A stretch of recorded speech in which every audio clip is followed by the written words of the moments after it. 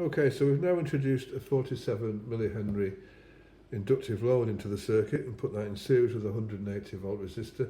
We've got our signal generator connected across it, and what I'm going to do first is I'm going to measure the volt drop, or the voltage across the circuit.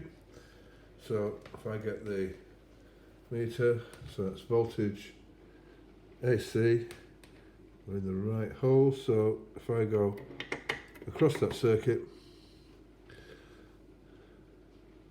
I'm going to get 5.8 volts. So let me record that 5.8 volts.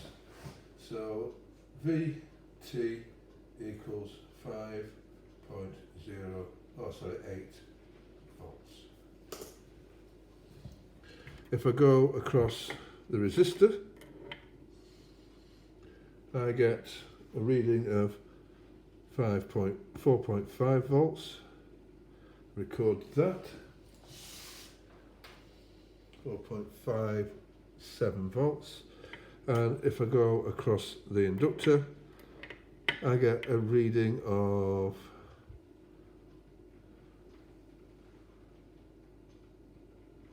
when it's settled down, 1.83 volts. So I have a recorded value for the total voltage of 5.8 volts. I have a recorded value across the resistance equal to 4.57 volts, and I have a value across the inductor of 1.83 volts. So if I then say, right, so square root of VR squared plus VL squared should give me total voltage. And if I do that sum, it turns out that I get an answer of 4.92 volts. Clearly, that is not the same as that. So we need to understand what's going on in this situation.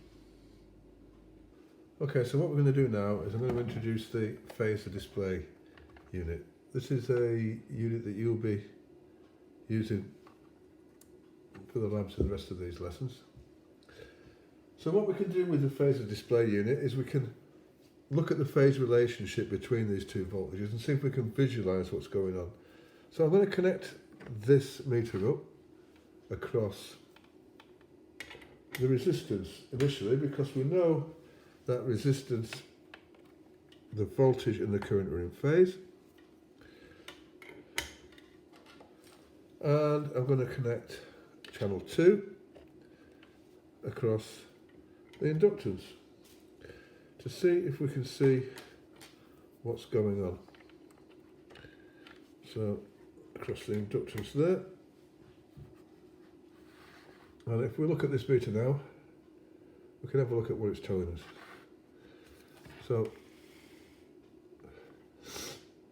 if we look at this phase relationship between these two voltages, this is the voltage across the resistance, this is the voltage drop across the inductance.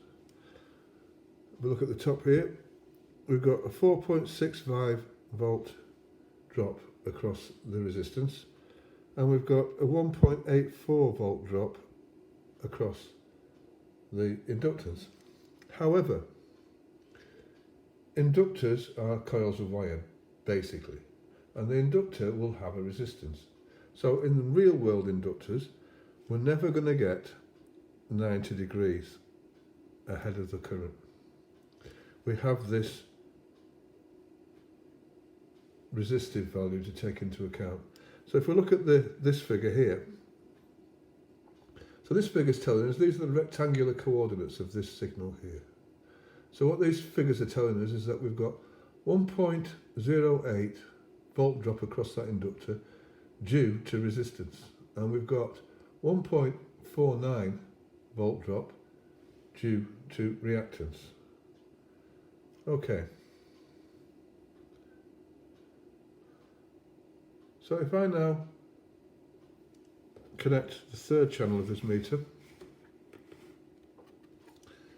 across the entire supply, and we'll measure what the entire voltage is and its phase relationship to the current. Remember, the current is in phase with the resistance, so we can measure the phase difference next to the blue. So okay, what we've got now is, if I zoom in on that again, bring that forward here, so we can now see we've got 5.96 volts at 14 degrees ahead of the current. So the current is lagging the voltage by 14 degrees. Here we can see we've got 5.76 volt drop due to resistance, and we've got 1.54 volt drops due to reactance. So if I now record those figures, so the figures we had VT equaling 5.96 volts. We had the voltage across the resistor equaling 4.65 volts. And if we look at the inductance, well, what the inductance actually told us was we had a circuit that looked like this within that inductor. And we had a volt drop across here of 1.8 volts, 1.08 volts, sorry. And we had a volt drop across here of 1.49 volts. So now what we can do is we can do our sum to see if that adds up. So it's the square root of, I'm going to add these two together because they're both resistances. So 4.65 plus 1.08 squared plus 1.49 squared, because this is at 90 degrees to the current. And if I do that, I end up with a sum of